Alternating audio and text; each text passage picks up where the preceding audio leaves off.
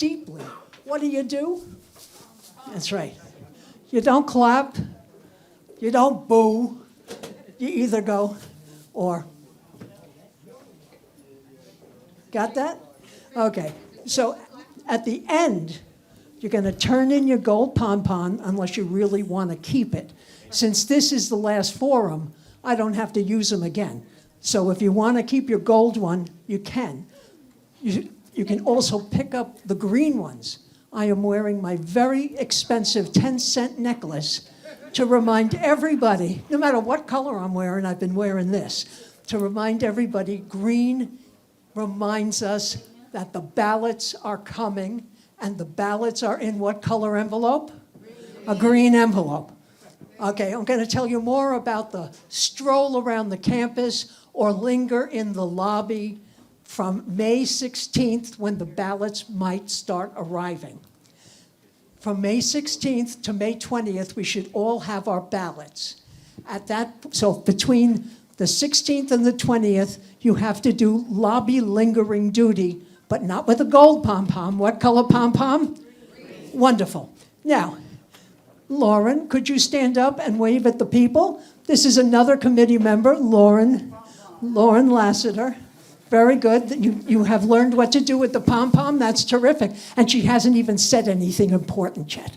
Now, in the back of the room, the handsome fellow back there who gave you a flyer and a pom-pom because he just gives them away. I don't know. Yeah. His name, Robert, please stand up and wave at everybody. Robert Gray. Okay, who else is here today? Am I leaving somebody out? Oh, I know who I'm leaving out. I'm leaving out our attorney, our counsel, Jeff Buss. Jeff, where are you? Did he sneak out? Is he here?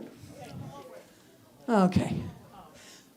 Now, these beautiful people are going to be giving us their opening statements. That will be 2 minutes for each of them, not all together. They're not speed talkers. They will also be giving closing statements, but someone will have to remind me that that's happening. Okay, so they'll say, oh, closing statements, okay. They'll be giving 1 minute closing statements. Now for the first few questions, the first 5 questions, they will get 1.5 minutes to answer each of them. And we'll go, we're going to change who talks first, so it's not the same person on the spot each time. Then after that, the next 2 questions will get 1 minute to answer. And after that, it's going to be the speed round, 30-second answers or less. Now, if they decide and choose to answer the questions in less time, they get another piece of cake when they leave. Okay, so we're trying to keep it moving along. Now, the rules of the room are that everybody has to behave themselves. No dirty looks, no defaming each other, none of that. Hello, Ira. And what else? And that's pretty much it. That's pretty much it. Okay, no fistfights. We all agree to that? Excellent. And now, shall we start with you again? Are you comfortable? Let's see. Michelle drew the first pick to go first in the paper, so we're going to start with her. And the next question, the next person will start.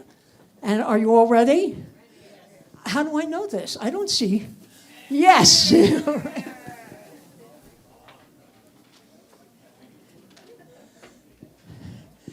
Now, when I say the name, we're not going to start the opening statements first yet. When I say the name, I want the person to stand so we can all give them a nice hefty shake. Michelle Marbury, would you please stand? Michelle Marbury. Thank you. And next, Monique Coleman. Please rise. Rise and wave. Is everyone shaking like they're supposed to? Okay. Next we have Andrea Leslie. Andrea, everyone's pretty in pink today. Very good. Andrea Leslie. Idalia Reyes. She is ready for her green pom-poms. Yanira Jaime. Aaron Carnegie. Lynette Wright. Nero Graham, Darnell Lopez, and Keith Logan. Now we're going to go back to the top with Michelle Marbury. 2 minutes for an opening statement. Thank you. Good evening, everyone. Leadership is not simply about holding a title. It's about service, accountability, vision, and preparing the next generation to carry the work forward. Tonight, I am proud to stand alongside fellow incumbents Monique Coleman, Andrea Leslie, dedicated women who continue serving Co-op City with professionalism, integrity, and commitment during challenging and changing times. I'm equally proud to stand beside Keith Logan and Darnell Lopez, two dynamic leaders who represent the future strength of our community. Keith Logan understands hard work, entrepreneurship, and sustainability. Darnell Lopez brings financial expertise, innovative thinking, and deep roots within Co-op City. They represent energy, vision, and strong commitment to the future of this community. My years of service have included service as second vice president and assistant treasurer of Riverbay Corporation, overseeing governance and fiscal responsibility at the highest levels of our organization.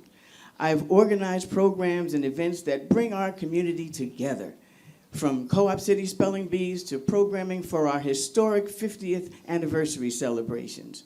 My professional background in national radio broadcasting and sales and marketing within the entertainment industry strengthens my ability to communicate effectively, negotiate strategically, and advocate confidently on behalf of you, the shareholder. Team Now, N-O-W, no opportunities wasted. Experience strong enough to lead and wise enough to hone the next generation, prepared to elevate Co-op City to its highest levels. Team Now, the time is right now. Thank you.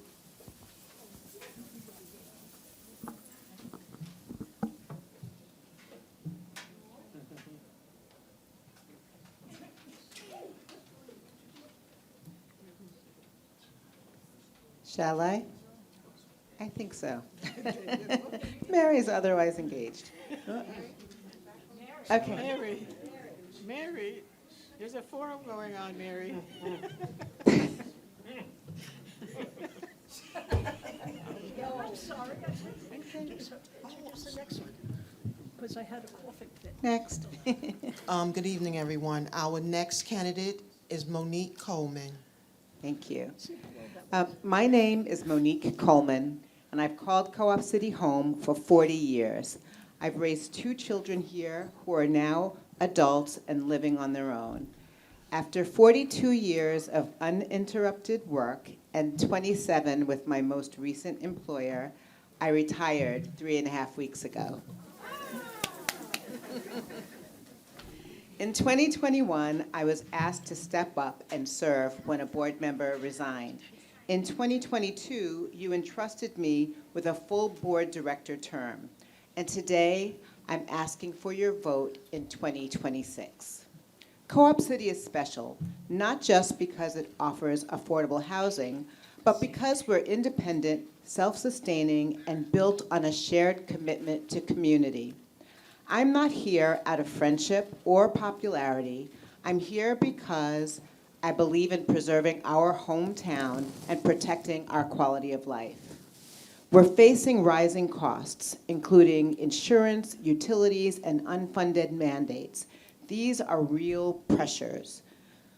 With management, our board has responded with discipline and sound budgeting, while other Mitchell-Lama communities have faced dramatic carrying charge increases. Co-op City has remained financially stable, and that is not by accident. I bring nearly 30 years of experience as an insurance professional, and I founded our insurance committee and still chair it. I founded it in 2021 and chair it. I've worked to protect our financial health by challenging the status quo and asking hard questions. And in the past year alone, Along with risk management and my committee, we've saved Riverbay and you $1.2 million in insurance costs. Just last month, we saved another $204,000 on our property insurance costs. That is real money that stays in our community and in your pockets. Thank you, Monique, thank you. Did he do something? I didn't hear a buzz. I'm sorry, we didn't hear, we didn't hear it, but she saw that it went, and you saw your warning signs? You saw the, I was reading, I didn't look up. yeah.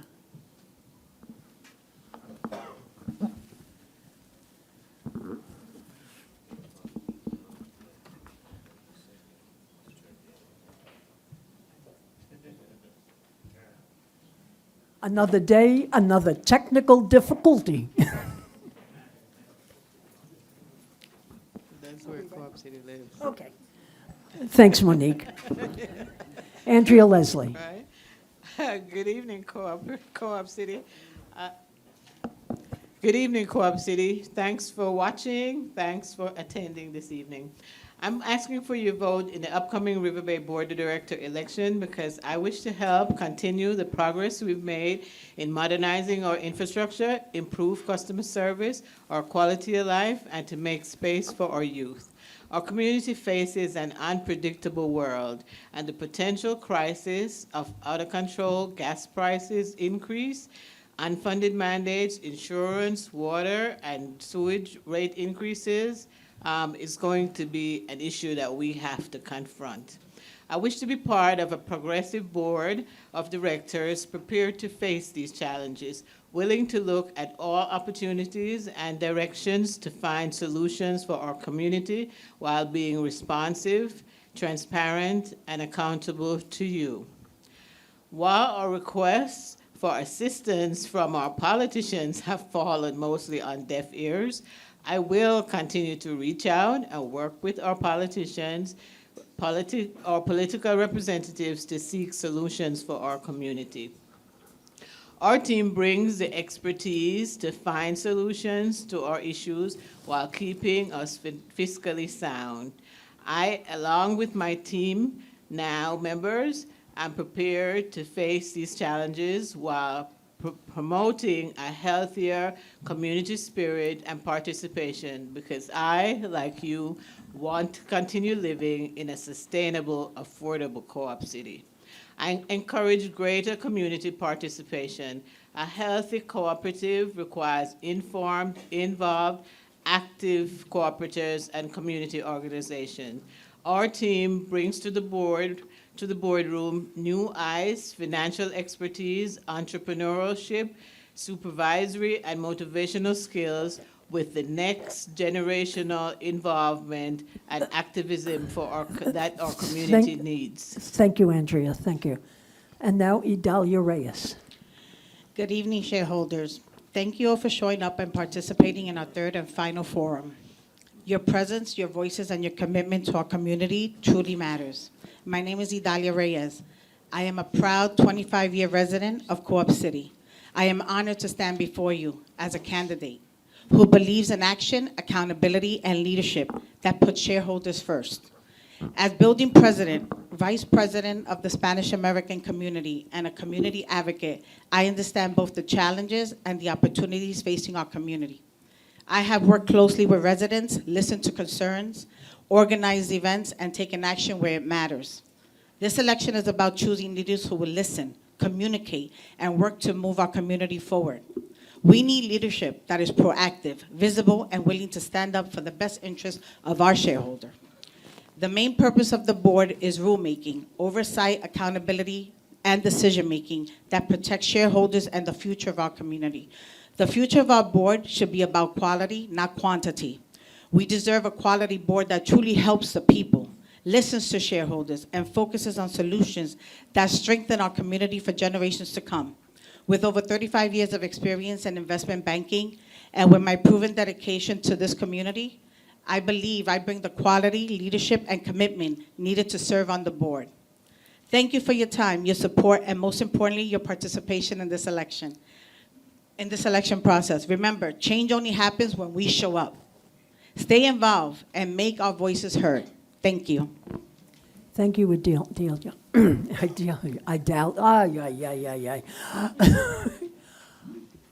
Idalia.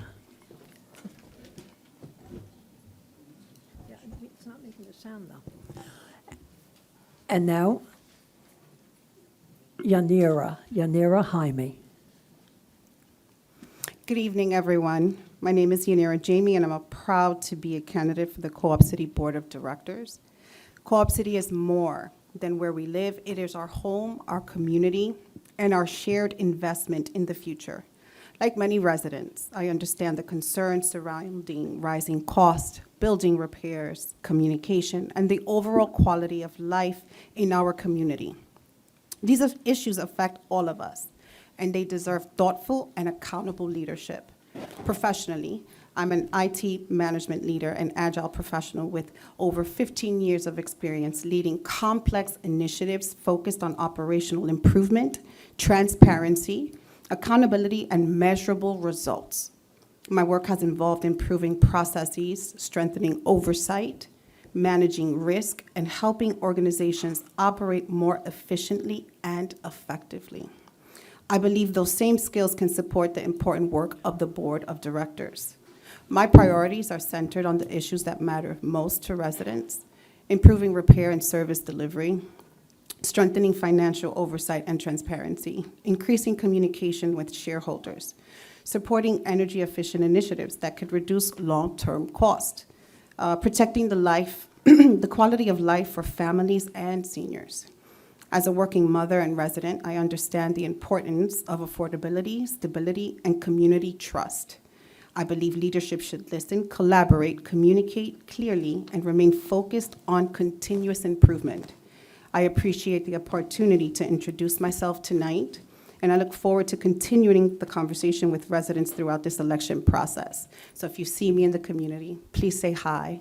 I may have a serious face, but I'm very pleasant. Thank you. Thank you. Excuse me, I'm pronouncing it Yanira, is that not Yanira. right? Okay. Yanira, yes. Okay. Thank you. And now Aaron Carnegie. Good evening. My name is Aaron Carnegie. I am proud to say I'm born and raised in Co-op City. For more than 43 years, this community has shaped who I am. It shaped my values, my work ethic, and my commitment to service. Co-op City is not just where I live, it is home, and all of you are family. I am running for the Riverbay Board of Directors because our community deserves leadership that is visible, accountable, and connected to the people it serves. As president of Building 27, I work directly with residents every day to address concerns around repairs, communication, quality of life, and public safety. I was also recently elected second vice president of Cooperatives United, reflecting the trust placed in me by building leaders across our community.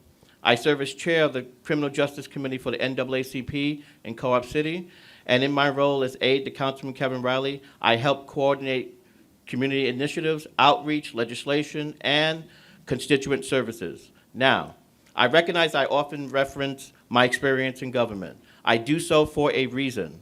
We've all seen the recent reports, including the one in the New York Post regarding potential for rising maintenance costs tied to state and city environmental mandates. My experience working in government has given me strong understanding how these systems function, allowing me to navigate complex discussions, advocate effectively for residents, and work to protect our community's interests. Because leadership is not about titles, it is about results. It's about showing up when people need the help most. I've organized housing fairs, transportation forums, anti-violence initiatives like Night Out Against Crime, and community events that bring people together and solve real problems. Co-op City is special. It is special because of the families who live here and the residents who continue to fight for it every day.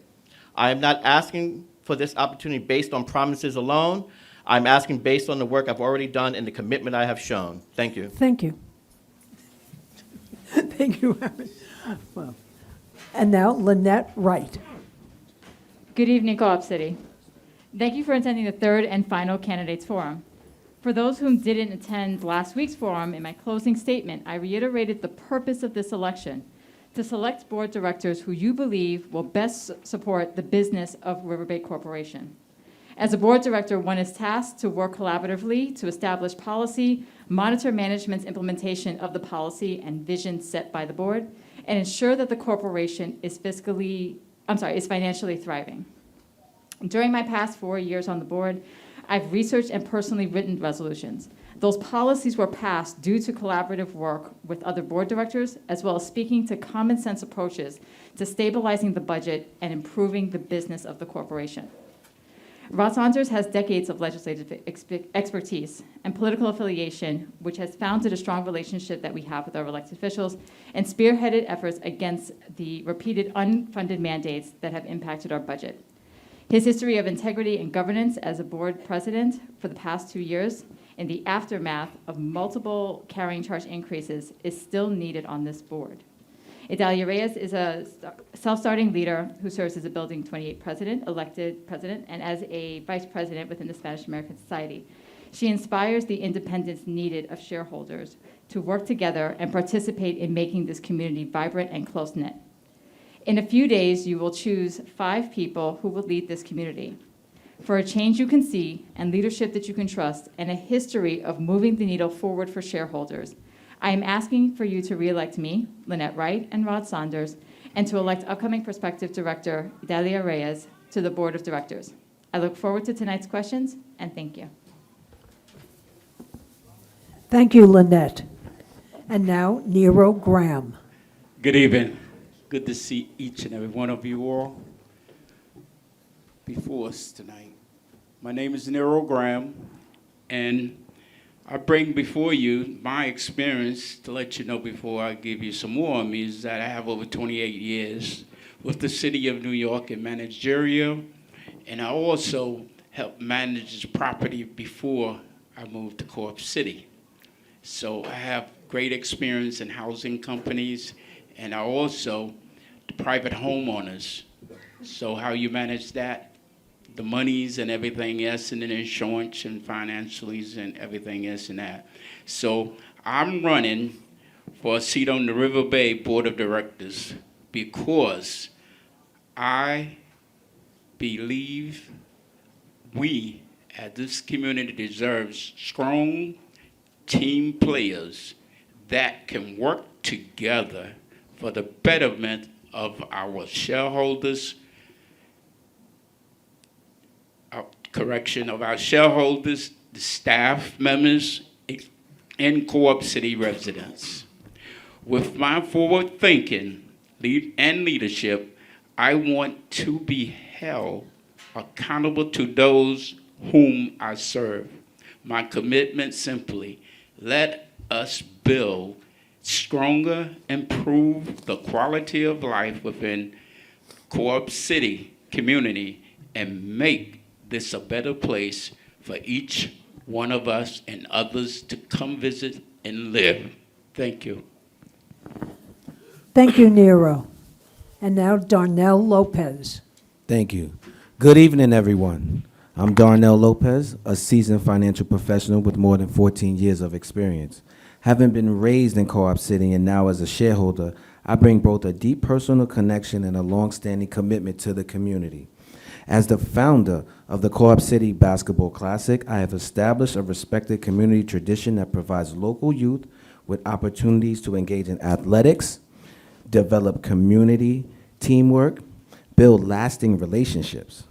My commitment to youth development extends beyond sports, with a vision to introduce initiatives that promote STEM education, financial literacy, and entrepreneurial skills alongside athletic programming.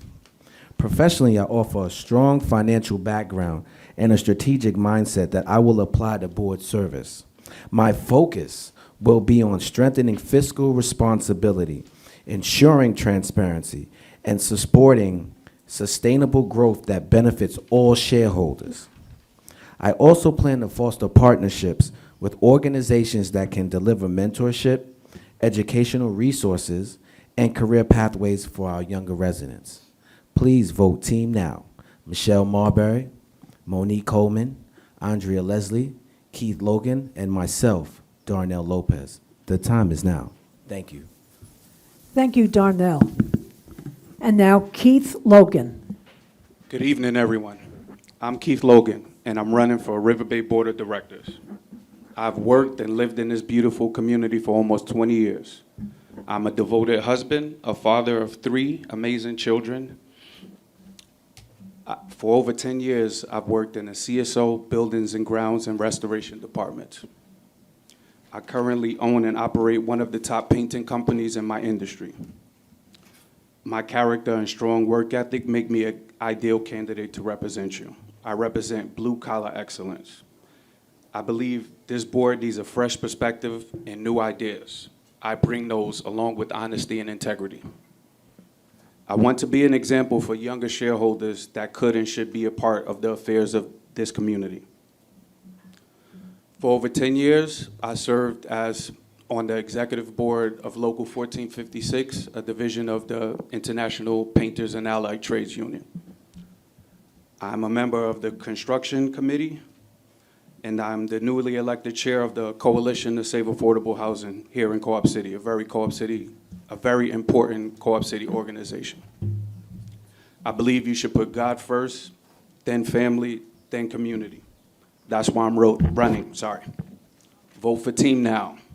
Andrea Leslie, Michelle Marbury, Monique Coleman, Darnell Lopez, and I'm Keith Logan. Vote for Team Now. The time is now.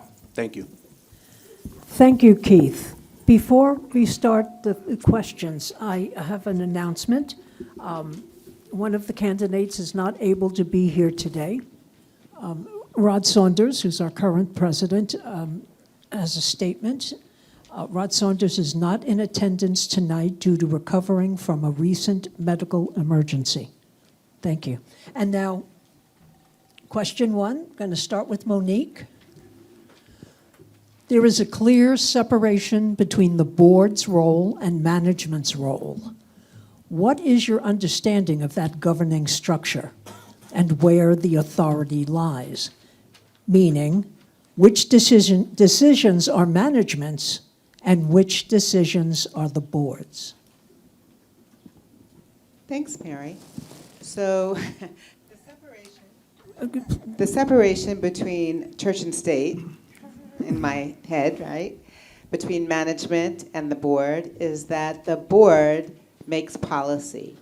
We make the overarching decisions about how our community should run. But management makes the day-to-day decisions on all matters involved with day-to-day business. So human resources matters would be management. The restoration, shareholder issues, that's all management. We make the rules. They run the development. Thank you, Monique. Andrea Leslie. I guess I'll use the same analogies, separation of church and state. The board makes the policy rules. The board is who will decide if we will set fees for particular activities in the community. And then the management is who makes sure that if there's a fee to be charged to a shareholder, then that's their responsibility.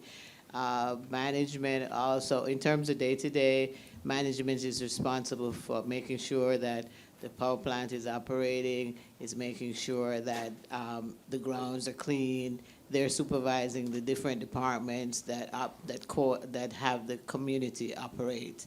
And we make a policy in reference to how they should operate, and then they follow through with those activities. We have audits that we do, and our audits will make recommendations. The board decides that that is a recommendation that we should follow. Then management has to carry that action out. Thank you, Andrea. Idalia Reyes. Hi, okay. So the board basically makes the policies, and then what I've learned is that the management is what takes care of the day-to-day process and things that they manage in the department, with the board overlooking and making sure that everything is in place to protect us. We also deal with the management office, but they report to us, and that's what we do. The best thing that we do is in protecting the shareholders. Thank you. Thank you, Idalia. Yanira, Jaime, am I saying that right? I'd like to use the analogy of a cruise ship, right? Think of Riverbay like a large apartment building on a cruise ship. Board of directors is like the family that owns the ship. Their job is to decide the vision, priorities, rules, and budget, right? Management, on the other hand, is like the captain and the crew, running the ship every day or every cruise. Their job is operations, right? Fixing elevators, maintaining buildings, handling staff, the day-to-day operations. So that is the distinction between management and board. Thank you, Yanira. Aaron Carnegie. Everyone already talked about it, but the difference between the board and the management is board makes policy, management does day-to-day. So let's give the example. We have a policy right now. Everyone is not loving it, but we have dog policy. Everyone knows about it. The board can change it so that management could enforce it. So for instance, if we changed our policy right now to, let's just say, allow dogs in, we could now set the policy to say, okay, we can't have any dogs over 20 pounds, possibly the breed, and such. Then management, through our example, CCPD, would be able to enforce if someone has a dog that's not registered, they can now go out and enforce the rules. That's not happening now. Thank you. Thank you. I don't need eyes in the back of my head to feel the breeze back there. Okay, thank you, Aaron. Lynette Wright. So, besides Aaron, because what Aaron is saying is accurate, yes, technically on paper, the board does do policy and management does implement it. But there are several areas where management will implement policy. If that is related to, let's say, human resources related things, we do not implement policy related around that. If there are legal things, we cannot implement policy around that because it might be outside of the stretch of what we do. There's other areas, at least that I know that I've noticed, and I've spoken about this with Rod Saunders, where we get shareholders will get told, well, it was the policy of the board, and then we go and we try to look up the policy, and the policy's not there because the board never implemented it. Management did. So there are times that there are things that allegedly it's like, well, the board can change those things that they're saying that we have, that allegedly there's a resolution. But if there's no resolution to follow it, that means that that was not a policy of the board. So I know that that's something that we have spoken about, of trying to go back and seeing what are the policies, potentially the policies that impact shareholders directly, where do they come from, and being able to connect them to a resolution and deciding, does that policy still hold? And if there is, being able to have a resolution that supports it. And if it doesn't, do we need to now change the policy to be more applicable to today? Thank you, Lynette. And now Nero Graham. To piggyback on my colleague next to me, that's correct. The board of directors, policies. You put things together and you pass them down to the managers. And the managers enforce the policies. Yes, sometimes it comes the way H&R and the law department will have to put something together. But whatever they put together need to and must come by the board for a review and approve. Because when it comes down to being accountable for anybody rules and regulations and procedures, it's going to come directly and reflect to the board of directors. Thank you. Thank you, Nero. Darnell Lopez. Thank you. Now, I'm not just going to repeat what everyone said. We understand that the board makes policy and management does the day-to-day. But I would like to say is the board is pretty much the liaison for the shareholders. We are the ones to make sure that your quality of your life is upheld. You're feeling heard and seen. Everyone can't go to management and voice their opinion, but we are the people who can take your concerns, put them together, and bring them to management so they are heard. Thank you. Thank you, Darnell. Keith Logan. So, as the 10th person to talk about this, the understanding is pretty clear that the board makes policy with the exception of labor laws and OSHA and things like that, that's legal. The board makes the policy and the management enforces that policy. But it's not the board's job to get involved with the day-to-day operations. So if something is going on, I agree with my colleague Darnell, if there's something that's threatening the company or something that's serious that can be an incident, then we can bring it to the management. But management is supposed to run the day-to-day. The board members are not supposed to get involved in the day-to-day operations. Thank you. Thank you, Keith. Can I take a moment to say, if everyone said the same exact thing, but everyone gave it their own twist. And I don't think we can say it enough, the separation of board and management. So Michelle hasn't gone yet. Did you enjoy that, the different views of that? Michelle hasn't gone given yet. her answer I'm sorry. yet. What I'm sorry. about Michelle? Don't forget about Miss Marbury. Oh, I'm so sorry, Michelle. Team now. Ah, It's okay. so sorry. Okay, save Michelle. the best for last. I will piggyback off my colleagues Darnell and Keith. I think they brought two important points out, and that is the board. There's a fine line between the board and management when it comes to the day-to-day operations, and we have to be mindful of that. If a board member comes to you and says, well, I'm going to take care of this for you and hope it, that is speaking out of turn, and that could make our corporation liable. So we have to be careful of the rules and that we're following them. And the other thing that I'd like to bring to the forefront is, how do you get involved? How does the corporation, which is all of us, share in this responsibility? And that is in the committees. It's in your building associations. It's where you come up with your ideas, take them to committee. Committee works them out, brings them to the board, and then we make resolutions and policy. And that goes to management. So I think that's really important for us to recognize. We're in this together. We're just representing you. But all 15,000 of us can't be in the boardroom. So therein lies our warp and whoop together.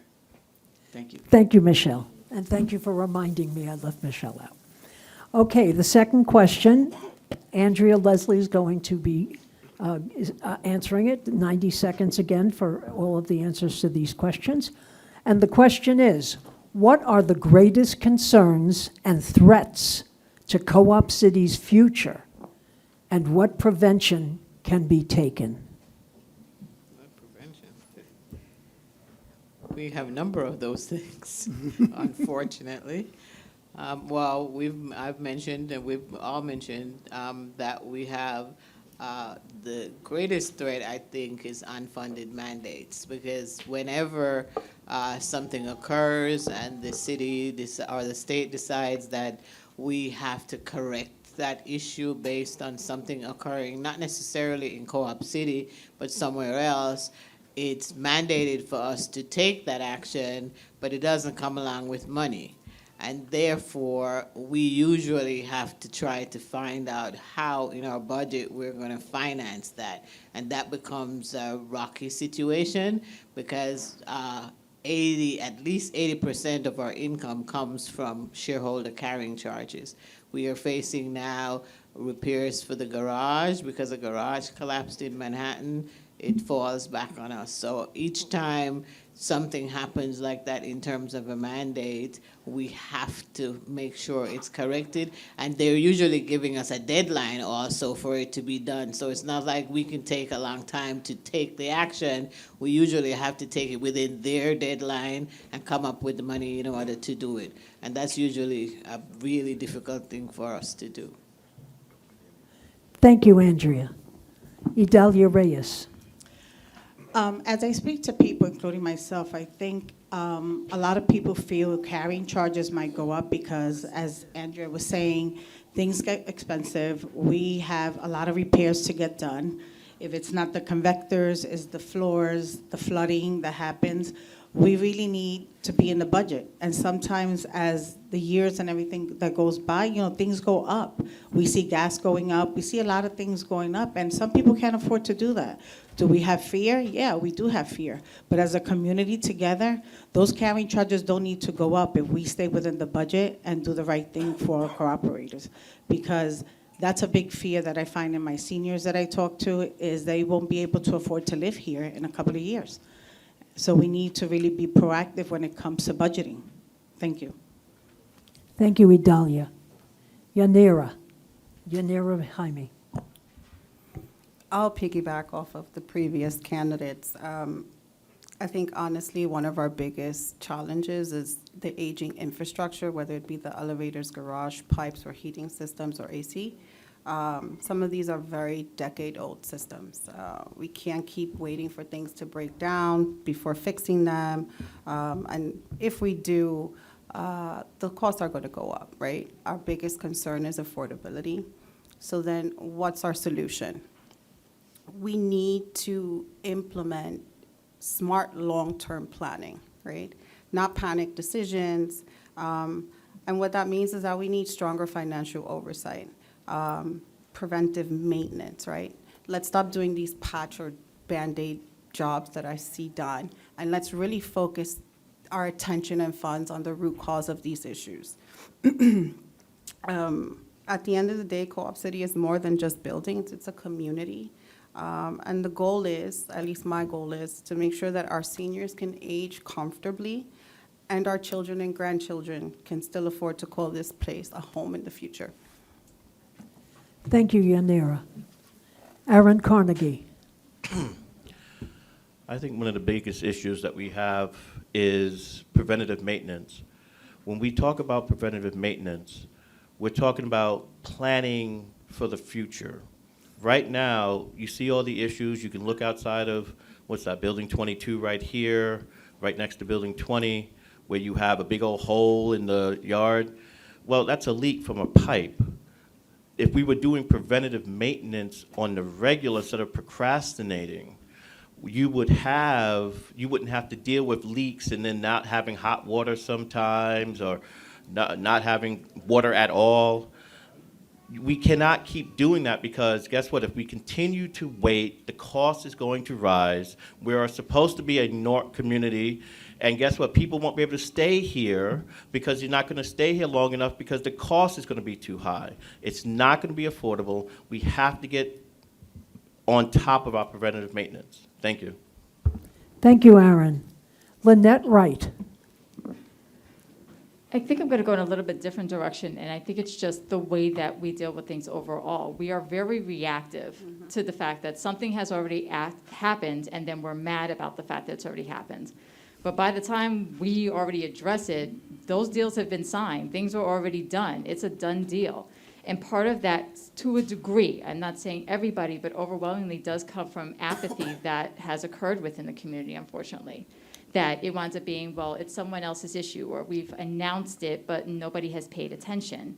And then it winds up taking a little bit too long, and it's like, well, now we feel the impact of what happened. Well, what happened? We weren't there. When we're talking about unfunded mandates, that's a constituent issue. That's every single person in this room that has voting power to be able to address it. When we're talking about the preventive maintenance, that is those open board meetings that we started opening up, that I hope are going to be opened up again. That's people coming and saying, what's going on? What's happening? Follow up on this, which we've tried to implement, and I've been trying to implement a little bit, where if we said we're going to do something by a certain deadline, we're going to report back and say what happened. All of those things combined, unfortunately, are involved in just a lot of disengagement that's been going on in the community. And when we get to be disengaged, that ultimately, as a community, makes us substantially weaker.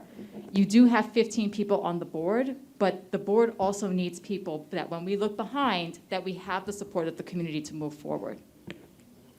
Thank you, Lynette. Nero Graham.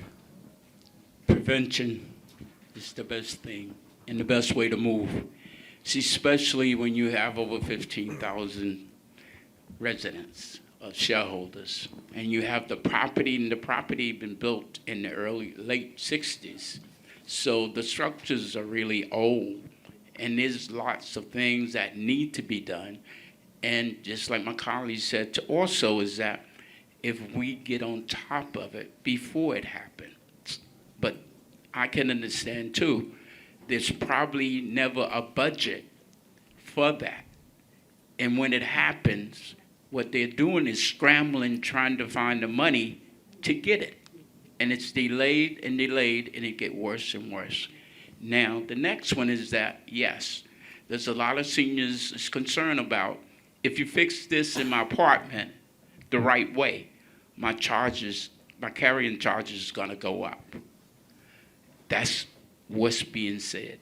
So I just hope that the management, they get on board and they just do the right thing and come to the board of directors and say, hey, listen, we need the funding before it happens. Thank you. Thank you, Nero. Darnell Lopez. Thank you. When I think of concerns and threats for Co-op City, I have two aspects in my mind. Not want to piggyback too much of what everyone says, but the first would be the financial stability of Co-op City. Large co-ops depend heavily on strong reserve funds and careful management. Historically, and please shake your pom-poms if you agree or disagree. Show me where you're coming from. Co-op City has experienced cost overruns, corruption allegations, and refinancing problems. Thank you. So what that means is that we need to carefully get our cash in order to make sure that we do not have these things happen again. Another concern and threat for mine is, and I could tell by all the shareholders who are here today, our community is not what it used to be. Now, I speak all the time about a youth center, but that's not just for the children, it's for the elders as well. Because the children won't know where to go if the elders don't show them the way. Thank you. Thank you, Darnell. No clapping, just shaking. Keith Logan. Thank you. To piggyback off my colleague Darnell's last point, I thought that I was going to be the original one to go that route, but he beat me to it. See, great minds think alike. The balance between senior and youth activities is very unbalanced. There's a lot to do for the seniors. There's a lot of programs, as it should be, but we have to put just as much time and effort into the youth. Because if we don't do that, we're going to have a community that doesn't know their history, that doesn't know their past, and that's not engaged. An idle mind is a very bad thing. I was a product of that. So whether it be a dedicated youth center or we have a lot of rooms here that we can use for youth activities that we can get people in and that do activities and get funding in for youth. There's not as much focus on the youth, and I think that should be a greater focus. And if that's not focused on, then Co-op City's future is not going to be as great as we think it's going to be. So focus on the youth, as well as the seniors, it should be, but the youth as well. Thank you. Thank you, Keith. Michelle Marbury. Thank you again for a great question, Mary. I'm going to go in another direction, and it's a direction that I've been talking about since way before I was a board director, and that is the threat of gentrification. We have to engage, we have to get involved in our own community and use our numbers to combat people when they come at us. We don't do that. The last time we did that, and we were successful, was the MTA debacle, when they tried to take away 2 of our bus routes. And we were like, what?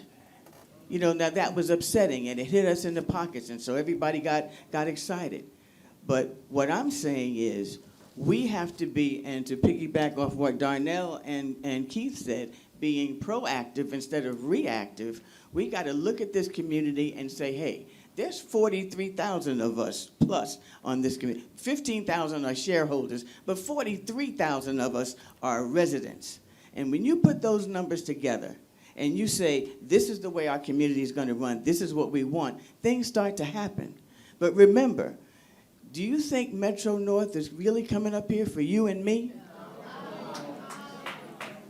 I didn't think so. And I have asked this question many, many times in this community, and I get the same answer. But what I'm saying to you is we've got to come I together. hate to stop this because this is lovely, but next. Okay. Sorry, Michelle. Get me Thank back you, in there. Michelle. Monique Coleman. So it's definitely hard to be 10th or 15th answering the same question. We can't hear you. Oh, that's not because I'm not speaking. But to restate the question, the three greatest threats, I agree with so many of the answers spoken by my other candidates. But the three that I wrote down initially were apathy, meaning the disengagement of our community. You know, as a board, there are 15 of us, but as my colleagues have said, there are 15,000 shareholders. Every year we struggle to get a quorum. The most basic thing that you can do to be involved is to vote. You know, when you look at the general population and the wider world, you can see what happens when people don't vote. We get what we get. And so I worry about apathy in our community. That's number one. Number two, I do worry about inflation. We've talked about rising costs from insurance and water and sewage, et cetera, and unfunded mandates. The unfunded mandate that scares me to death is the requirement that we cut carbon emissions by 40% by 2030 or eliminate them by 100% by 2040. We don't have a solution for that because our power plant runs on fossil fuels. So this is not a problem just for Co-op City. It's a problem for all of New York. I'm sorry, we can't get to number 3. Thank you, Monique. Andrea Leslie. I answered that already. She went first. Oh, I'm so sorry. And I wrote it down. Okay, the next question is going to be started by Idalia. Idalia Reyes. As soon as we get the phone answered, we'll continue. It's not mine. Okay, it stopped. The question. Now, thank you for the answers, but these questions, they were tweaked a little bit, but we had a flood of questions coming in from the community the day before the last forum. So that's why we have these wonderful questions today. Okay. For the past 2 years, violent incidents have increased, making our quality of life and peace of mind diminish. What can the board do to bring together Riverbay management, CCPD, NYPD, and our elected officials to help us feel safer? Well, I was in an incident about a year ago, and because of the cameras that we have in our lobby, I was able to make a report, and it was from a subletter. So with that being said, I do have to say that our CCPD, they do the best that they can. But, you know, crime is very high, and to be completely honest, we didn't have at one time the manpower. Now we do. Cameras are very important because they capture everything. So I think that in the next year, things will get safer just because I believe the cameras are making a difference. And the board does, you know, we have, we have people that are on the committees that also do the safety part. So that also has to come together with CCPD. But I think us as shareholders, if we see something, we have to say something. I encourage that in my building meetings because people are afraid, you know, and we cannot be afraid to have people and thugs to take over where we live. We can't be afraid to walk in our building. I'm one that if I see something, I will say something. Thank you, Idalia. Yanira Jaime. I think the solution starts with visibility, responsiveness, and community partnership.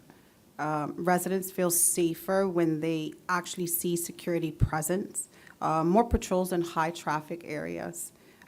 maybe better coordination with NYPD. To Idalia's point, cameras have gone up. Maybe we expand that. Encouraging shareholders also to participate in those participatory budgets, emails where they say, hey, how do you want to spend this money in our community, right? This is where the stakeholder engagement comes in. This is when your voices are also heard, not just at the board level, director, but also at the community level as well. Lastly, we also have to invest in our youth.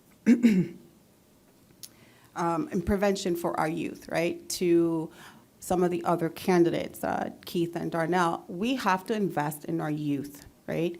How many of us walk or are around for after-school dismissal or school dismissal and, wow, we need to get these teens into a tech program or a STEM program because I'm a nerd, a techie as well. But we do need to have some offers, some solutions for the youth, right? We can't just throw them to the side. We have to invest in the youth as well. Thank you. Thank you, Yanira. Aaron Carnegie. Thank you for the question, Mary. So let me just give you a brief history. Back in 2019, I was part of a group that fought hard to allow us as shareholders to have the Ring doorbell cameras here in Co-op. Before that, they were not allowed. Last year, I was able to, through my job, I was able to get NYPD cameras added to our community through the participatory budgeting process that that Yanira just discussed. You know, a lot of people don't know this, but right now CCPD is going to be doing two things. One, it has an intel unit. Through that intel unit, those officers know they have built relationships with the youth who are terrorizing our community. Now, unfortunately, the incidents that we've had over the past year or so are gang-related. We have to also inform the parents who live here. Unfortunately, what's happening is people move here and they don't realize that they are a shareholder. They are owners in this community. And they have to now be informed, hey, listen, you can't have your kids do willy-nilly. This is not other places. We are one community, and we do care about this community. Thank you. Thank you, Aaron.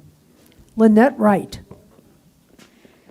So I think that I just want to change the question, which is that I don't want to feel safer. I want to know that I am safe. Point blank, period. I don't like when we say, well, we're going to increase cameras. It's like, well, cameras can show where I got hurt and can solve the crime after it, but it doesn't prevent it necessarily, which is where there's a problem. Couple things I'm just thinking about. I definitely agree that, yes, we do need something for the youth to do because a bored mind is a dangerous mind. And that's something that could be easily corrupted, and we need to be able to do things that they want to do, that they look forward to, and we don't service them.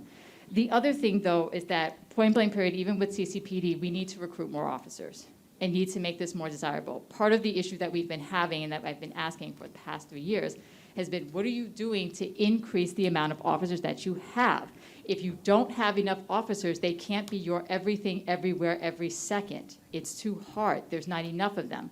That plus the different reasons that we have people off, FMLA, PFL, other reasons that they might have disability, so on and so forth. And I think lastly, the other thing that is a little bit to the side, but it does make a difference, once again, comes to that engagement piece. Because a lot of times I have seen the elected officials, not necessarily ours, but the city has ideas of things they want to do here to increase everything we have here, and it doesn't benefit us. I.e. that mall that came a couple of years ago when we said we did not want that mall, and they redesigned all of the buses to come here, and guess what? Crime increased, and we were behind the ball on that. So we need to be able to make sure that our voice is heard so that we are actually in a situation to be safe. Thank you, Lynette. Nero Graham.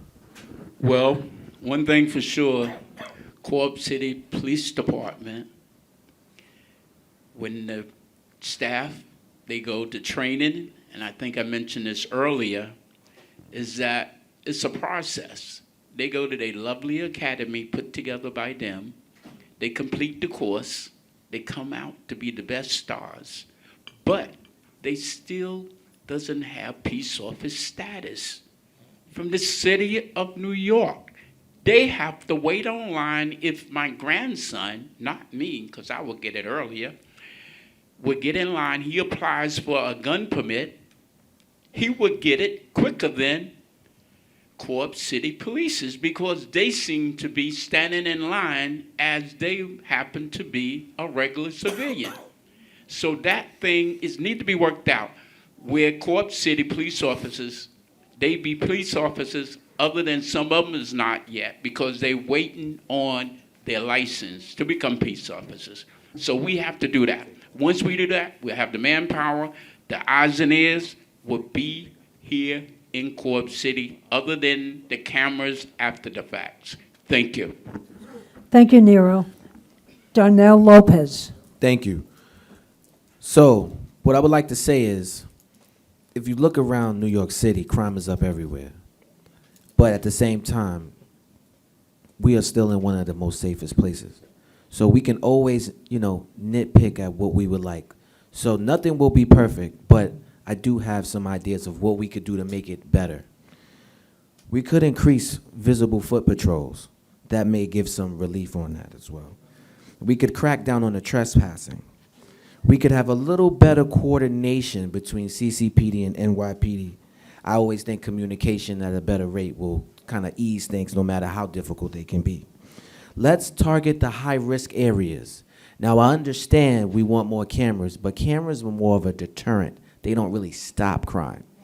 But if we target the high-risk areas, at least that way that will alleviate some things. Like I said, nothing will be perfect, but at least let us try. Stronger resident communication. We need everyone, if you see something, to say something, please. And last but not least, as always, another youth center. Because if we're giving our children more things to do at night, there's less trouble for them to get in. Thank you. Thank you, Darnell. Keith Logan. I cannot agree more with my colleague Darnell. First, aside for the points that he made, the public safety, when we recruit officers, I feel as though they use the Co-op City system as a stepping stone to go to bigger and better places, as in other places in Riverbay. So the pay, I mean, it's a catch-22 to that because more pay, more out of our pockets, but it's not as desirable as other places. You get paid more, they get their gun license, and they go to other places. So though we have a new class of officers coming in, it's pretty tough to recruit them because of that issue. We need the cooperative engagement.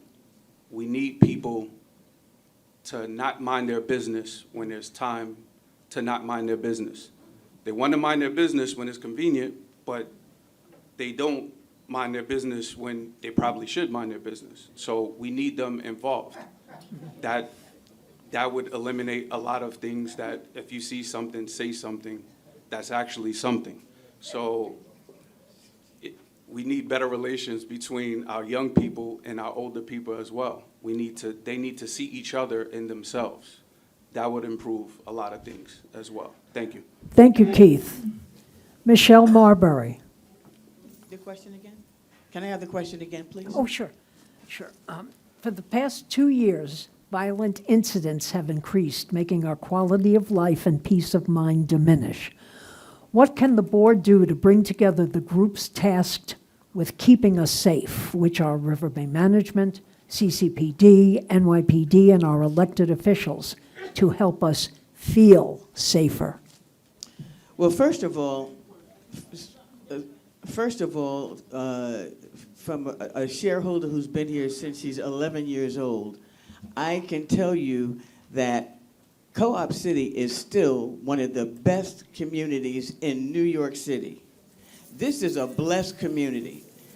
When I leave here from a board meeting at 1 o'clock in the morning after working on the budget and whatever contracts we have to go over with fine-tooth combs, you don't go out and think, oh my God, look, I got to look over my shoulder. You don't feel that way in Co-op City. Now, I'm not saying that we can't do better. I'm not saying that, because we can. But you have to remember, we have to pay for it.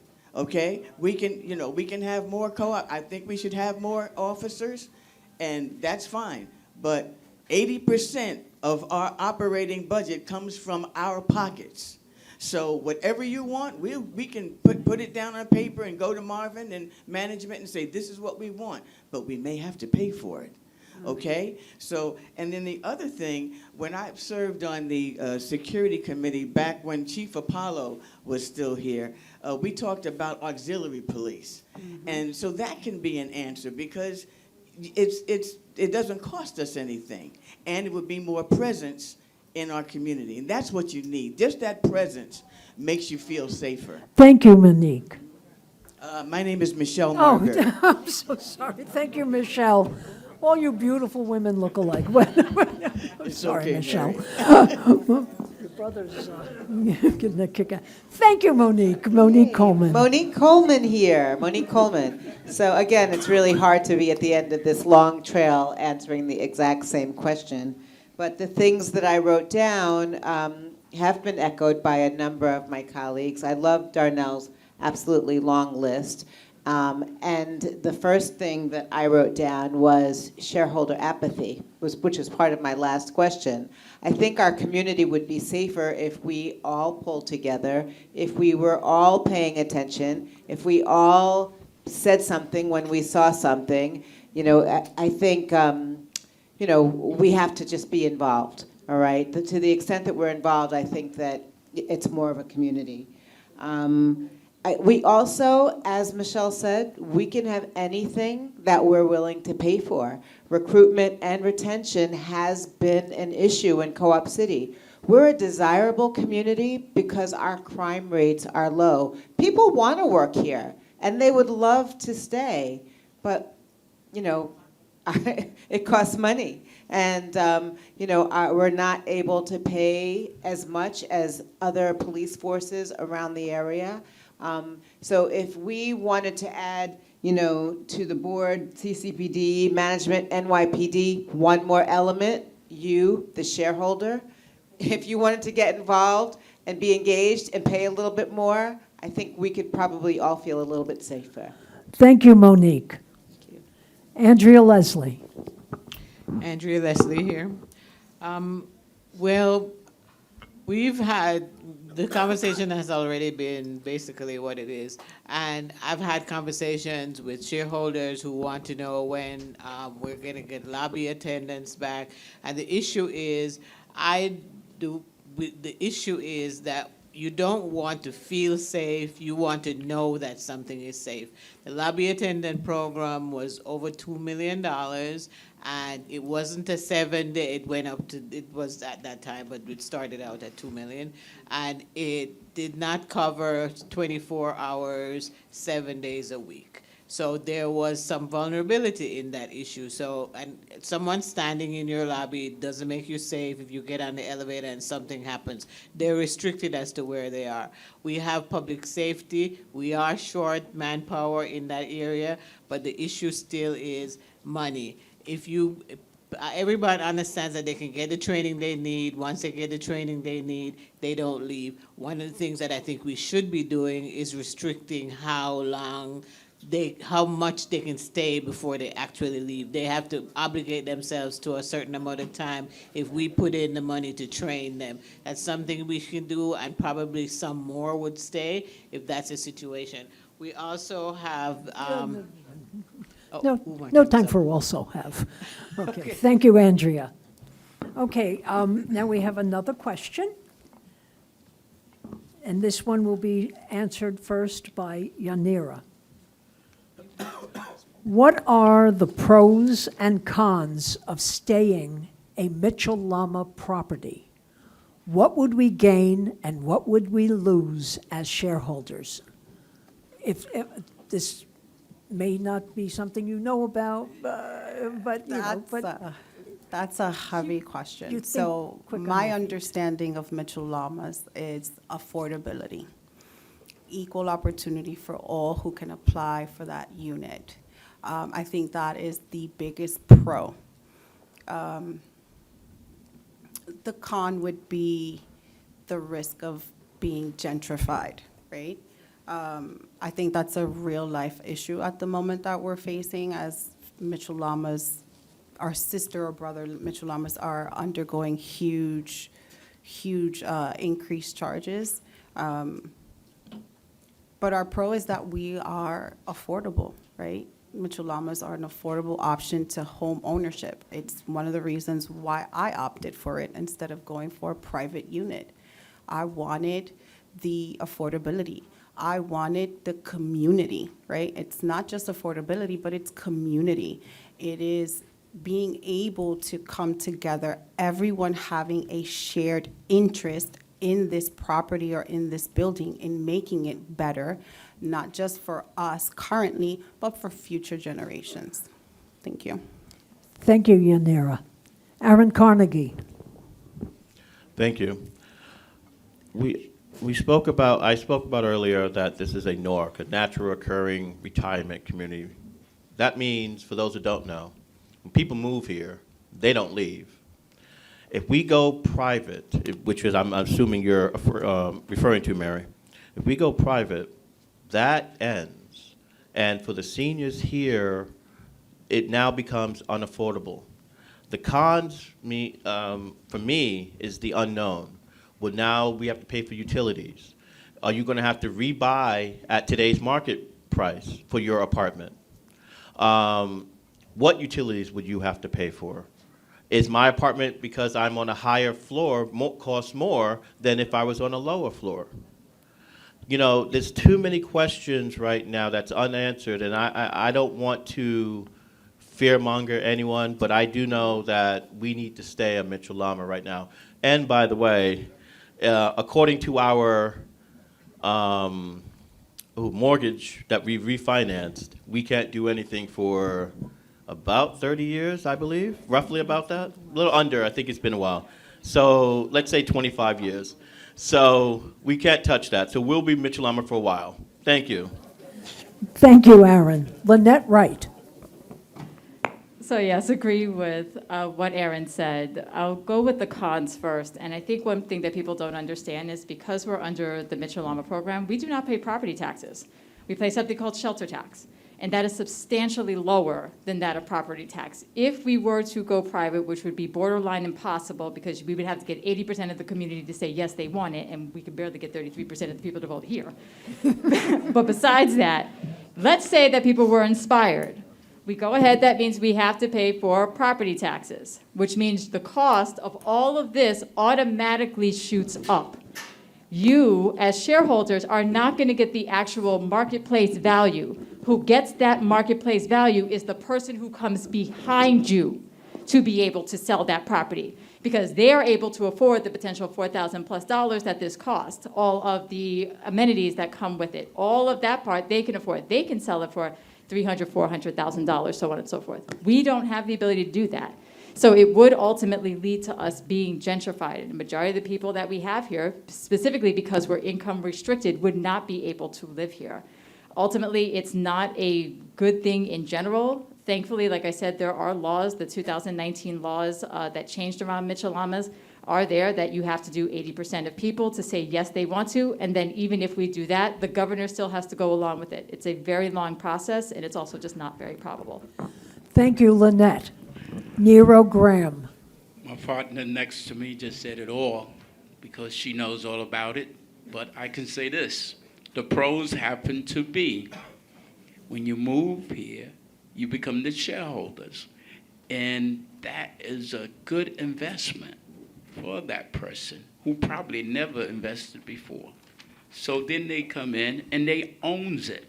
And you keep it up and you invest it and it's yours. So what I'm saying is this, my partners is right. They know all about this more than I do. It's not my expertise, but I'm learning fast. Thank you. Thank you, Nero. Darnell Lopez. Thank you. We can look at this two different ways. We could look at it as value, or we could look at it as cash. So let me give you what I'm thinking. A con would be limited revenue growth, infrastructure costs, government oversight, limited equity growth, which we've all seen. A pro would be we stay affordable, we'll have the tax benefits, and I understand there are subletting, but as far as apartment flipping, that doesn't necessarily happen. The trade-off is this, and anyone who's been here long enough will understand. The trade-off is, the pro would be the community stays stable, affordable for the middle class. But the con and the flip side would be, if we did go private, if we was in Mitchell-Lama, our properties would increase in value. But it makes it less affordable for the middle class. So over time, it pushes us all out. Think about what you're asking for. Thank you. Thank you, Darnell. Keith Logan. Some of the problems with being last is that everybody takes all the good things to say. Now I have to figure out to say it in my own way, but here I go. Thank you, Keith. A con of it would be that somebody like Donald Trump would come and buy our property and sell it back to us for double, if not triple, the price. Keep going. I'm sorry. The pro is that we could potentially lose all of this great character that we have here and that we built over the years.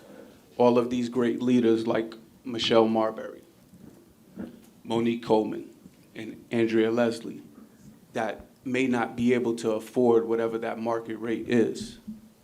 And con would be, I'm raising my family here as a middle-class father with my wife. It might be not affordable for me or everybody else in this room to be able to keep their apartments. So if I get on the board, when I get on the board, I would fight like heck to make sure that it stays Mitchell-Lama and that it stays affordable. Thank you. Thank you, Keith. Michelle Marbury. Is that Michelle Monique Marbury? Michelle Marbury. Just Michelle Marbury, thank you very much. And Keith, you bring up a great point about Donald Trump. If that man came in and purchased our debt, he could charge us upwards of 50, 60%, and there's nothing we could say about it. And then tell us we have 30 days to come up with the money. And what are we going to do? Where are you going to go? Okay? Now, that's the con. The pros are, we're a corporation, and we get to act like a corporation because we own this. We're not renting this. We get to say who governs it, okay? So you can choose, all right, who sits in the boardroom and speaks for you, okay? And so that's a big plus. The second is engagement. If you don't come out, if you keep showing them that you don't care about quorum, you don't care about when the election goes up, you just let it willy-nilly, then they're going to take it away from you. Okay? We can't let that happen. That's why we're all sitting here. Okay? The Now team is for you. We're waiting for you to win your votes. God bless. Thank you, Michelle. Monique Coleman. Monique Coleman here. So the pros of affordable housing are that we have a low-cost buy-in level, and it has allowed us to all, join this beautiful community. We have a stable neighborhood, long-term neighborhoods, long-term neighbors. We are a naturally occurring, retirement community because people don't leave. The cons of us going private, there's so many. First of all, the cost.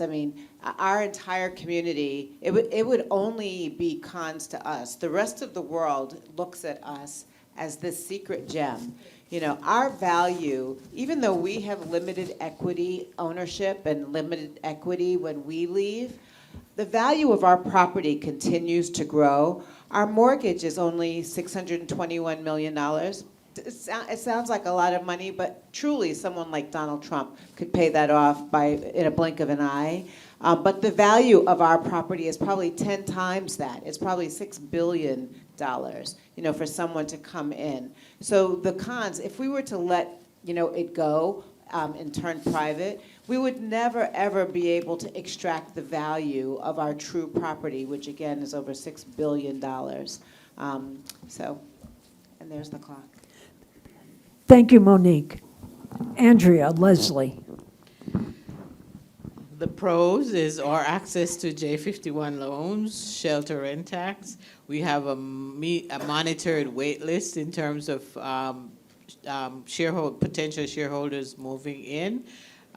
We also, one of the cons would be really changing the character of this community, because seniors, the average working person, which Michelamo was created for, would not be able to live here. We would be gentrified in a minute. And we do get tempted by the conversation about the pros of going private, but generally I've been involved for a long time with this whole conversation about privatization. A number of properties that we have been involved with, you go private and because you understand that everybody's gonna come here with their equity and they're gonna leave here rich. But the only way you will get any value out of your apartment would be whatever it was, 300, 400, the promises, is if you leave. And your possibility of buying someplace for what you would sell this for is almost nil. So those are the pros and cons. Thank you, Andrea. And last of this question, Idalia Reyes. Hi. Okay, when I came here, I was 26 years old. And I did not know that this affordable place was even around. Someone told me about it. I applied, and I've been here ever since. You know why? Because I, at 26, was able to afford to live here. I love the community, but I got more involved as I got, more years as I was living here, because I felt like if I had complaints about certain things, let me be involved and see, because we have to keep the community going. The cons is if we went private, I don't know if I'll be able to afford to live here. And many of us, the community would be very different.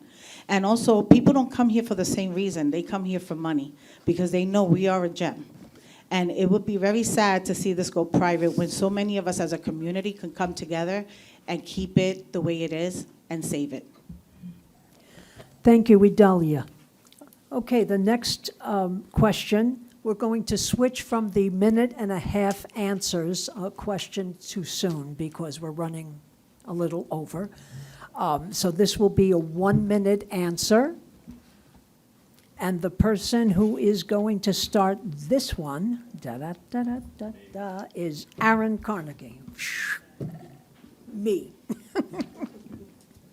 Oh, the question. Hello.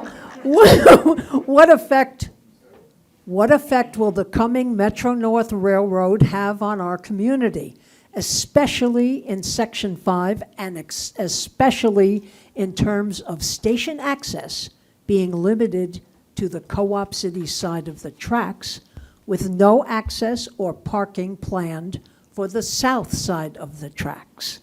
What effect will the coming Metro-North Railroad have on our community? Aaron. Thank you for the question. Well, as many of you know, there's only one way in, one way out in Section 5. So you're going to automatically have increased traffic. You're going to also have increased parking issues in Section 5. For those who don't live in Section 5, almost everyone there has 2 and 3 cars.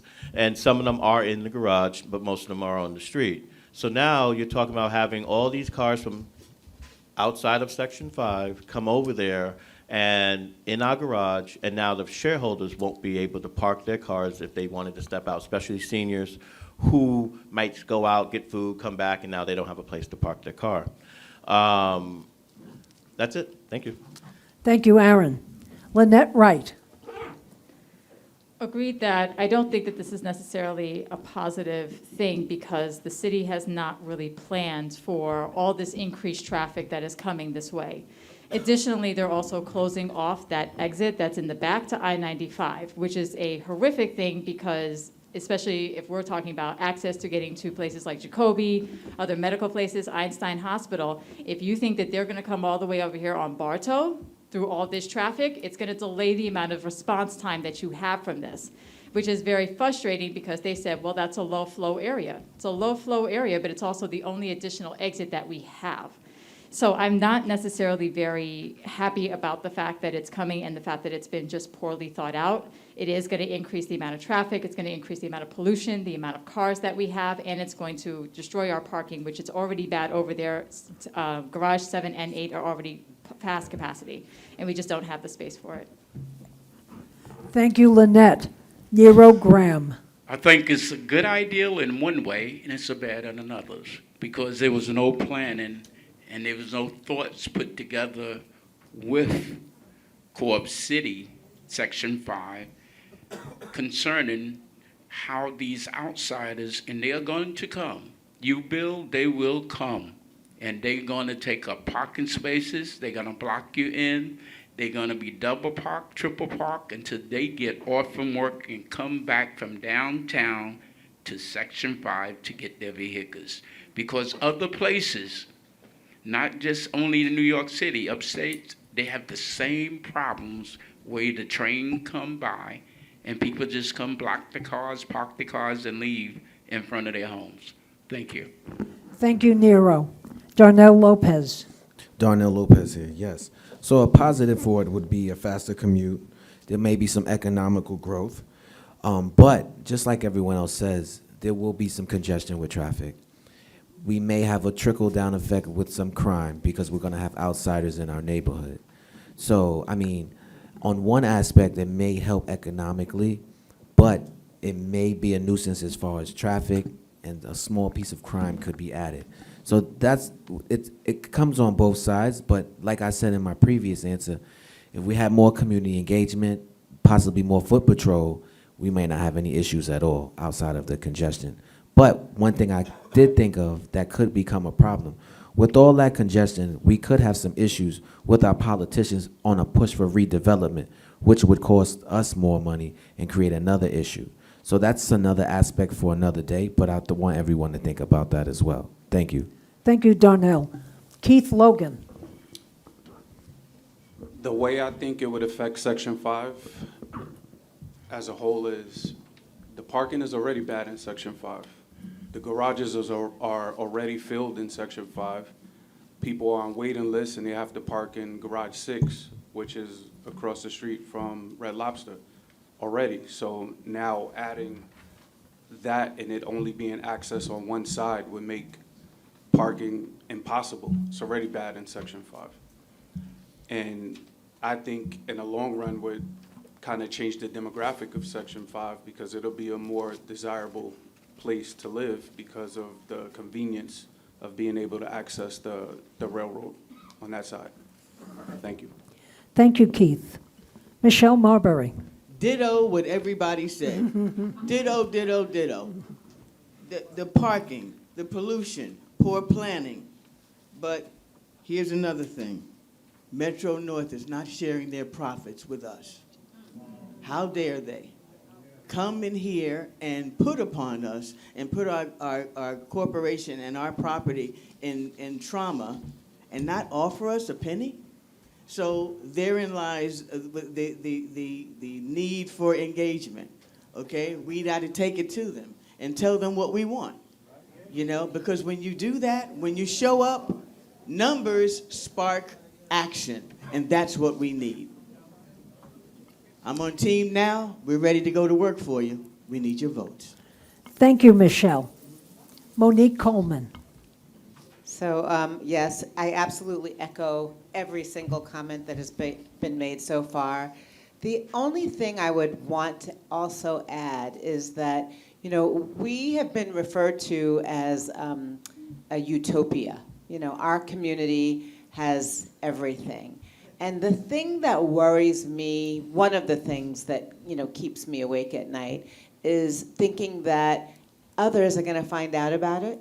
So the folks that live a little bit further north who are going to pass through on their commute into New York City every day, and the people coming from New York City to go to, you know, parts north, they're all going to see our beautiful community. We've sort of been like a secret, you know, we've been off the beaten path. There's no easy way to get here. You know, you have to walk a mile to the the subway, or you have to take a bus. We're a two-fare zone. Now, a different demographic is going to take a look at our community, and we'll have more outsiders. Okay, So thank you. gentrification. Thank you, Monique. Thank you.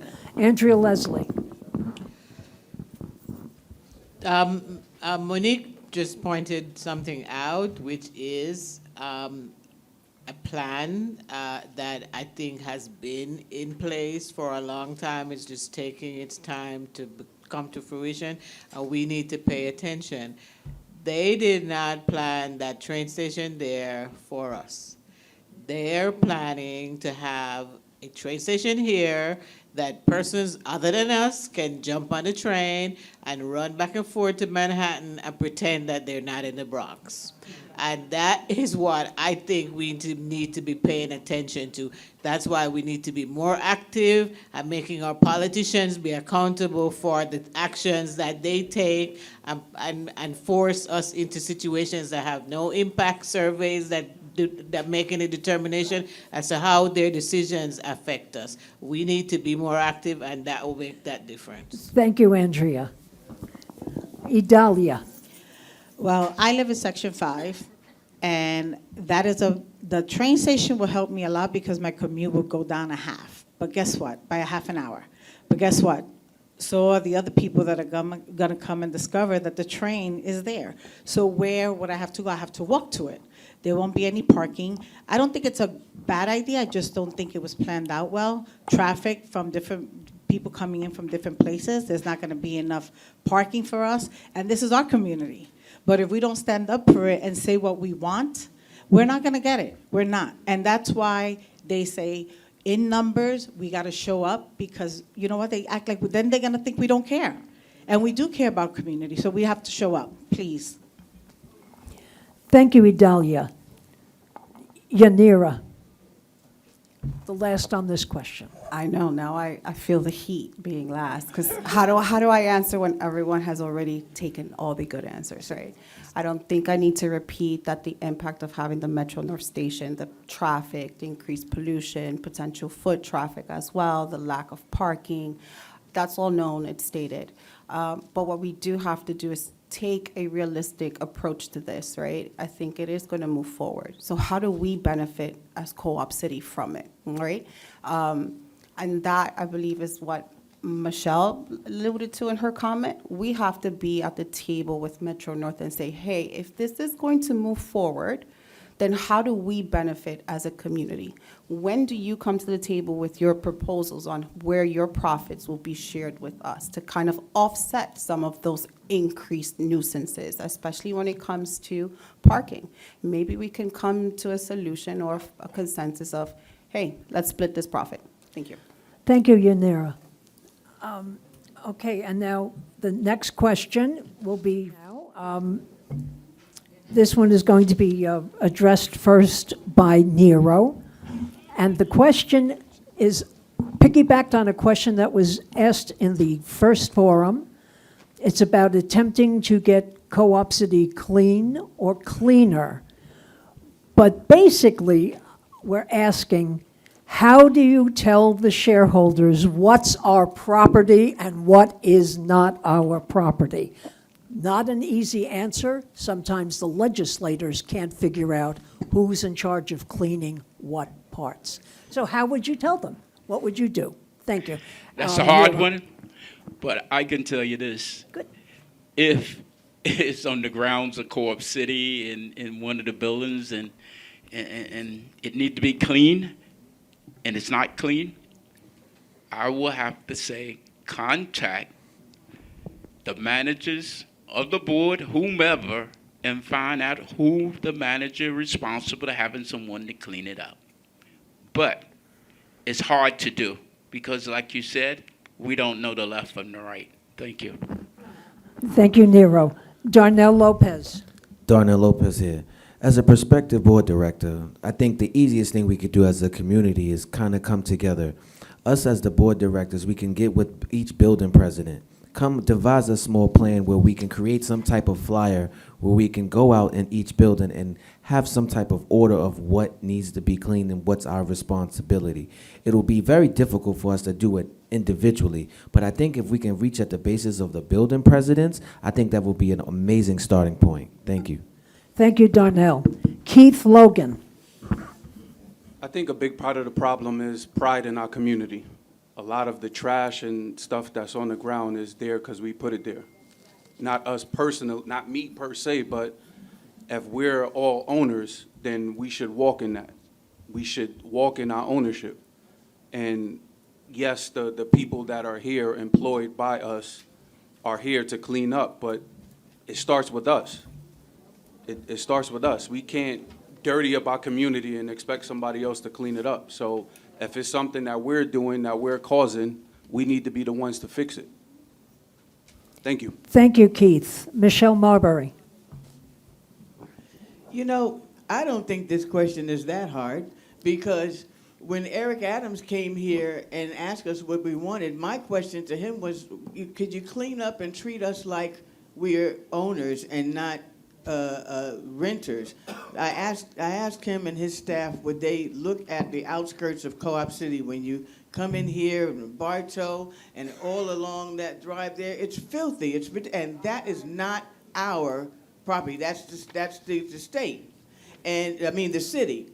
And so yeah, I asked, and he oh yes, Miss Marbury, we're going to do that, and we're going to, and then promises. Okay, so. We need to stay on our elected officials to govern what is their property, to keep it clean. So when you come into Co-op City, you're introduced to a beautiful place, which this is. And then the insides, with regard to the dogs, and just let me finish this. With regard to dogs and the whole bit, please take your dogs to the corner and let them go to the bathroom so people can do things like grounding on our grass and things of that nature. Thank you, Michelle. Monique Coleman. So I can remember, so first of all, we do, between who cleans Co-op City, who's responsible, you know, we do our own sanitation. We do not rely on the city of New York to, you know, take our garbage away from our buildings. But as our colleagues have mentioned, we are responsible as shareholders for leaving litter around, and we should take accountability for that. But the Department of Sanitation is responsible for cleaning our streets and shoveling our snow and, you know, cleaning the streets that surround our community, the trucks, the little houses on these back streets. You know, those all really are part of the New York City's domain. So we need to get our elected officials involved and have them, you know, take a more active role in cleaning our community. Thank you, Monique. Andrea Leslie. Well, we basically know where Co-op City is because on, I won't say the four corners, there are signs that say, welcome to Co-op City. And I think that was part of the privatization process to make us a gated community. And those areas will tell us where, but we're generally responsible for the sidewalks and a portion into the street. We're not responsible for moving snow, that's DOT's responsibility. But where it really needs to happen is our politicians need to make the sanitation department, the state, and the city understand that it's their responsibility to clean our streets. Thank you, Andrea. Idalia. First, Idalia Reyes. Thank you. First and foremost, we have to respect our own property. I see over the weekend loads and loads of the garbage can overloading with McDonald's and stuff like that. I talk to the porters. We have to respect what's ours. And I did a cleanup, I think it was last year. The amount of fresh poop that we picked up, and we did it as a collaboration. And you know what, if we are dog owners or pet owners, whatever it is, I was one of them, we should pick up after them because that's our responsibility. We took that. And if we don't respect our community, what makes you think somebody else is not just going to throw an empty water bottle in the corner and not pick it up? Because if we don't show them, we're not going to do it. But we really need to come together to clean up our community. Thank you, Idalia. Yanira Jaime. So again, this is a twofold approach, right? As far as what the elected officials versus Co-op City are obligated to maintain and clean, I think the response, or at least the approach, would be very simple, right? There are maps drawn. Let's use what's the actual artifacts that are available to us and hold our officials accountable to that. As far as the shareholder responsibility, to the point of Idalia and some other candidates, we live here. If we don't show the pride and respect and hold ourselves and others accountable, whether it be a dog owner, a youth, a small child, and I have two, I make them pick up that garbage. And the message is clear. You live here. Show pride, show respect. This is where you lay your head. And if you do this home, then what are you doing at school? So it's a twofold approach. We have to hold ourselves accountable, and we also have to hold our elected officials accountable. Thank you, Yanira. Aaron Carnegie. Thank you. You know, I touched on it before. We are shareholders. We have people who have moved in here over the past 10, 15 years, and they don't know what a shareholder is. They think these are just apartments, you just rent them, pay your, I hate to say the word rent, but you pay your carrying charges, and that's it. You have no other responsibility. Well, that's wrong. You do. Now, as a shareholder, your responsibility is when you walk around and if you see something that's dirty time after time after time, you have to say something. Guess what? That's why you have building associations. That's why you're building association presidents. Guess what? We have a meeting every month. It's called Building and Grounds. We meet with building association presidents, and we discuss with department heads from Riverbay. If there's an issue, it gets talked about, and guess what? There's a follow-up the next month. The question is, why are we not at full capacity for that meeting? There's not 42 people in that meeting. Thank you, Aaron. And Lynette Wright will finish up this question. So I think what's been said before is, yes, it's a twofold issue between our property and basically is it state property or not, or city property. As far as the maps goes, that's a management activity, right? That they should be able to develop something that is educational friendly for us so that we do have an understanding of if you need to call somebody, who's to call. But to that point, I think it's also, again, it does start with us on both ends, which is one, reporting it, that it's actually happening and not just complaining amongst ourselves. But two, not only respecting ourselves as shareholders, but also understand we are responsible for our guests that come here and make it the way they look. The property should look the way that it looks because of us and not in spite of us. And a lot of times I find that people will treat the janitorial staff and they'll say, oh, janitorial will clean it up. It is not janitorial's responsibility to be our private maids. Janitorial is here to be able to clean the property as needed, but not because we're disregarding it. So it does have to come back to us and put the responsibility back on us as people. Thank you, Lynette. Okay, now we're going to do very, very speedy, 30 seconds or less. And remember, if you make it less than 30 seconds, you have a big chance of getting an extra piece of cake. Okay, so this is going to be first approached by Darnell Lopez. I want it quick. I want the answer to, what would you like your legacy to be at the end of your service as a Riverbay board member? To be someone who said that they were going to create a youth center and actually do it. Thank you, Darnell. Keith Logan. Ditto. Okay. Michelle. Oh, he wants a big piece of cake. Michelle Marbury. My legacy, boy, this is hard. That I cared enough to give my very best in hopes that my fellow shareholders and neighbors would do the same. Thank you, Michelle. Monique Coleman. I want to be known as someone who did the work, someone who put in the effort and their all to keep our community stable and financially healthy. Thank you, Monique. Andrea Leslie. I want my legacy to be to make sure that Co-op City remains the best deal in town. Thank you, Andrea. Idalia. I want Lopez. Oops, It's okay. I want my Reyes. legacy to be that people can say I made a difference while I was on the board. Yanira. I'm a mother, first and foremost, so my legacy will involve my children. I want them to look at me with pride and admiration.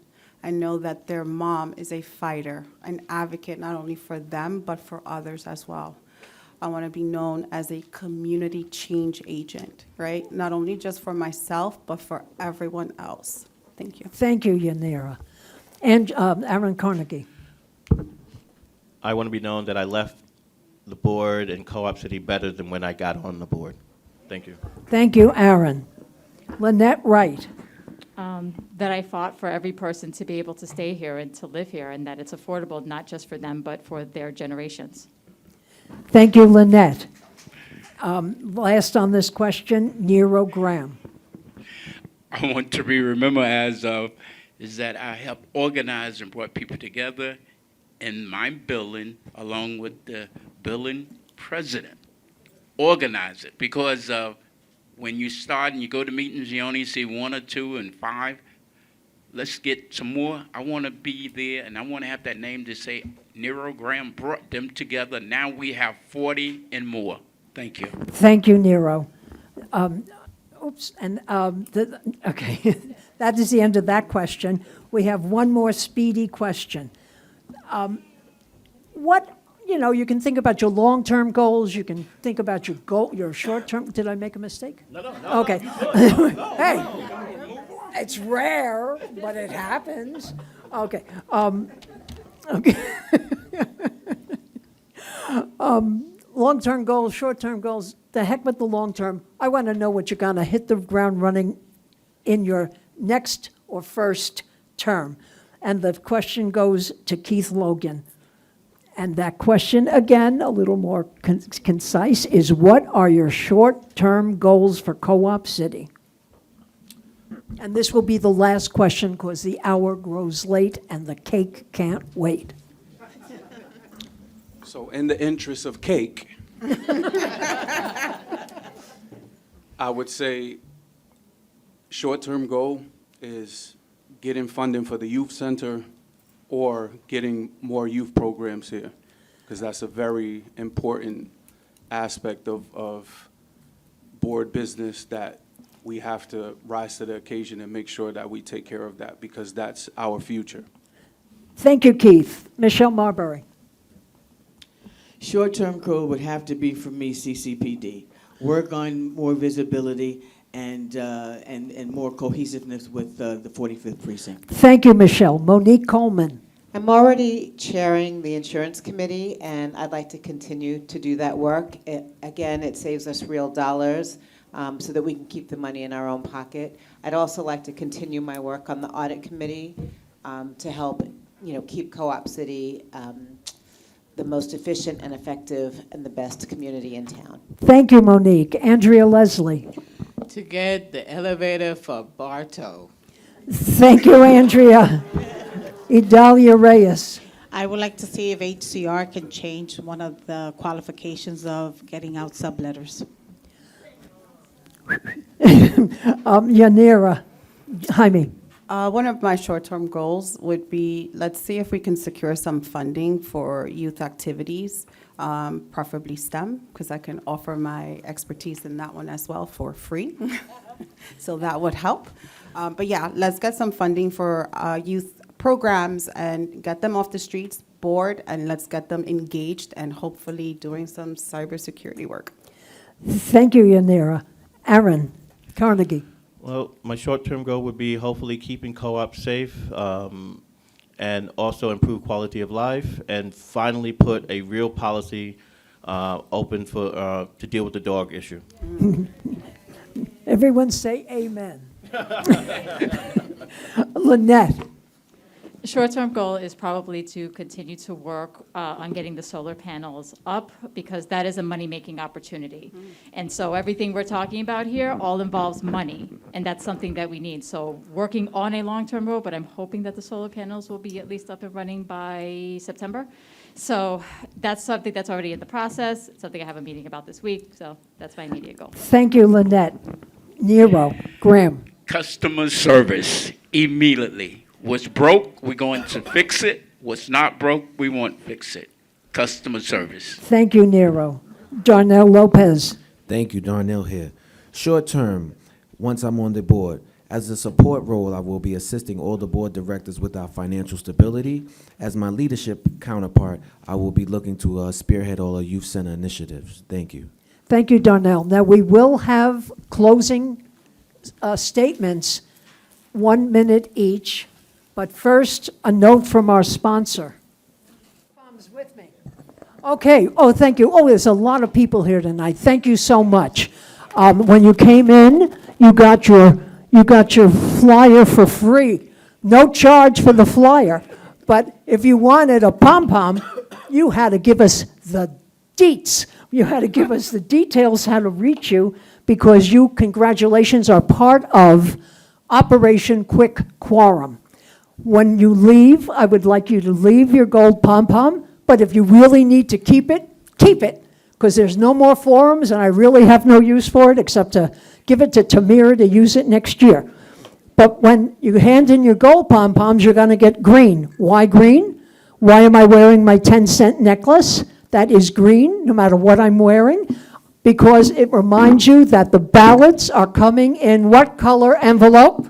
Green. And what I want you to do, every single person, I will call you and remind you that on this coming Saturday, May 16th, we should start seeing the first ballots enter our mailboxes. We should have them all by the 20th, which is annual shareholder meeting day, which will take place right here, and there will again be cake. So I want everyone who can to roam the grounds, and when you see a fellow shareholder, if they say, "Are you a shareholder?" Tell your shareholder of your apartment the green envelopes are on the way. When you get your green envelope, then you still wave it and say, "Mine came, did you get your green envelope?" When everybody gets them, which should be by the 20th, stop waving your pom-pom, start waving your empty green envelope. The end.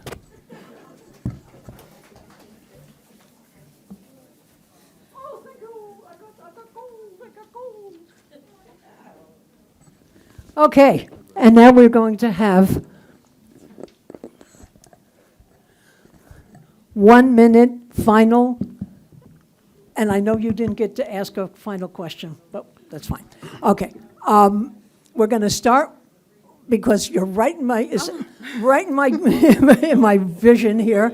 Yanira is going to give us her final closing statement. 1 minute, not a second over, people. So I sit before you asking for your support and your vote. I think it's no strange feat to know that I do not have the vast experience in a community setting. However, I do have that experience in expanding services within the healthcare community. I have a certain set of skills that takes dysfunctional or dysregulated teams and make them into high-performing teams.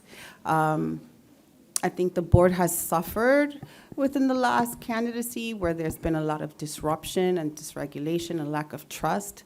I have skills that can help overcome that. So I'm asking for your support and your vote in voting for me as your next board of director for Co-op City. Thank you. Thank you so much, Yanira. Aaron Carnegie. Thank you. Thank you, everyone, for coming. Co-op City is not just a collection of buildings. It's a living, breathing community shaped by the people and the families who live in it, and the residents who fight every day, every single day. That is what makes this place special. That's what must guide every decision we make. We are facing real challenges: affordability, safety, accountability. These are not abstract ideas. They are everyday realities for our neighbors, our seniors, and our families. And they demand leadership that is present, responsive, and rooted in the community. I'm not asking for this opportunity based on promises alone. I'm asking based on the work I've already done and the commitment I've shown. Together, we can strengthen Riverbay without losing sight of what makes our community home. Let's move forward with purpose, Let's move forward together. Thank you very much. Vote Aaron Carnegie, Riverbay Board. Thank you, Aaron. Lynette Wright. So thank you for taking the time to come to this forum. To close, Rod Saunders, Idalia Reyes, and I, Lynette Wright, are in the business of securing the business of Riverbay Corporation. We are committed, and each of us has a history of progress in this community. In the words of the 1960 gospel song, The Consolers, may the work that I've done speak for me. I'm asking you tonight to challenge us all as candidates and to ask us to justify our records before voting. Not only what we believe, but what have we actually accomplished to move this community forward, both for incumbents and new candidates. For the three of us, we're not new to this. We're true to this. I once again ask for your vote to reelect me, Lynette Wright, and Rod Saunders, and to vote for Idalia Reyes and grant her the opportunity to represent the interests of shareholders in our community in Co-op City. Thank you for your time, and happy voting. Thank you, Lynette. Nero Graham. Good afternoon. Glad to see each and every one of you. Thanks for coming. But I'm going to put it this way. Break the chain. It's time, y'all. It's time. 15,000 and more shareholders here. Let us break the chains. Elect Nero Graham, 2026, Riverbay Board of Election. Remember, you have the power. The power is yours. It's your vote that will count for Nero Graham. Break the chains. Do it now. Let's change it together. Thank you. I need your vote. Thank you, Nero. Darnell Lopez. Good evening, everyone. Thank you for coming out. So in closing, my roots in Co-op City combined with my professional expertise uniquely position me to understand the needs of our community and to help address them effectively. My campaign is grounded in transparency, active community engagement, and the empowerment of residents through access to education and opportunity. As the election approaches, I encourage all residents to participate in the voting process and to share their perspectives on the future of our community. I firmly believe that the collaboration between the board and shareholders is essential to building a stronger, more inclusive Co-op City. Vote Team Now, Michelle Marbury, Monique Coleman, Andrea Leslie, Keith Logan, and myself, Darnell Lopez. The time is now. Thank you. Thank you, Darnell. Keith Logan. As a professional tradesman and entrepreneur, I've gained valuable expertise that I'm eager to share with this board. When given the opportunity, I'll be honored to contribute my skills and experience to help shape the future of this community. I believe my unique blend of hands-on experience and business acumen would make me a valuable asset to this board. I'm excited about the prospect of working together to build a brighter future for our community. I'm looking forward to your vote and to serving this community I love. Let's work together to create a sustainable, thriving neighborhood for all. Please vote Team Now, Andrea Leslie, Michelle Marbury, Monique Coleman, Darnell Lopez, and me, Keith Logan. Vote Team Now. Time is now. Thank you, Keith. Michelle Marbury. Shareholders, this election is about leadership you can trust. Leadership with experience, vision, and commitment to the future of Co-op City. Team Now represents proven leadership and the next generation prepared to carry this community forward. Myself, Michelle Marbury, Monique Coleman, Andrea Leslie, Keith Logan, and Darnell Lopez. Together we bring experience, accountability, fresh perspective, and a shared commitment to protecting the affordability, sustainability, and legacy of Co-op City. We're not standing still. We're building forward. Experience, strong enough to lead, and wise enough to hone the next generation of leadership. Vote Team Now.